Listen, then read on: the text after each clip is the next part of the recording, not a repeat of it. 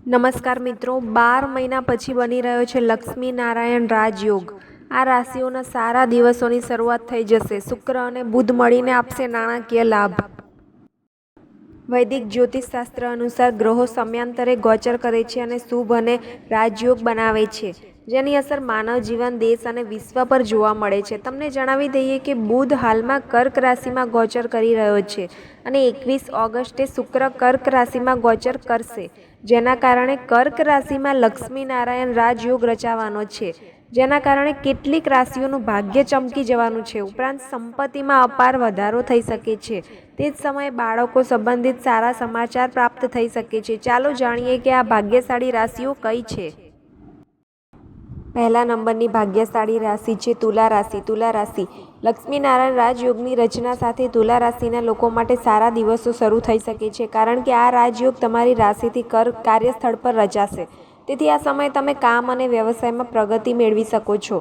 ઉપરાંત આ સમય દરમિયાન નોકરી કરતા લોકોને નોકરીમાં સારું સ્થાન મળી શકે છે અને બોસની નજરમાં તમારી છબી સુધરશે। ઉપરાંત નોકરી કરતા લોકોને તેમની પ્રતિભા સુધારવાની તક મળશે।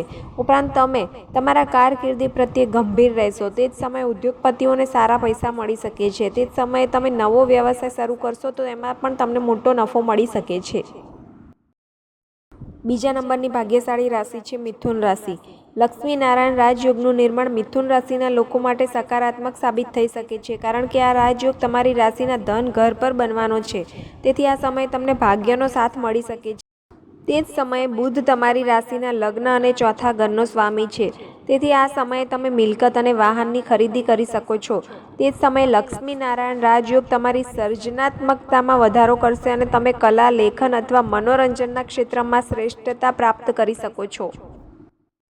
ત્રીજા નંબરની ભાગ્યશાળી રાશિ છે વૃશ્ચિક રાશિ। લક્ષ્મી નારાયણ રાજયોગ તમારા લોકો માટે ફાયદાકારક સાબિત થઈ શકે છે, કારણ કે આ રાજયોગ તમારી ગોચર કુંડળીના ભાગ્ય સ્થાનમાં બનવાનો છે। તેથી આ સમય દરમિયાન તમારું નસીબ ચમકી શકે છે। તમે કામ અથવા વ્યવસાય માટે મુસાફરી કરી શકો છો। ઉપરાંત આ સમય દરમિયાન તમે કોઈ પણ ધાર્મિક અને શુભ કાર્યક્રમમાં ભાગ લઈ શકો છો। જે લોકો નોકરી કરે છે તેમની પ્રતિભા સુધરવાની તક મળશે। ઉપરાંત તમે તમારા કારકિર્દી પ્રત્યે ગંભીર રહેશો। આ સમયે સ્પર્ધાત્મક વિદ્યાર્થીઓ કોઈ પણ પરીક્ષામાં સફળતા મેળવી શકે છે।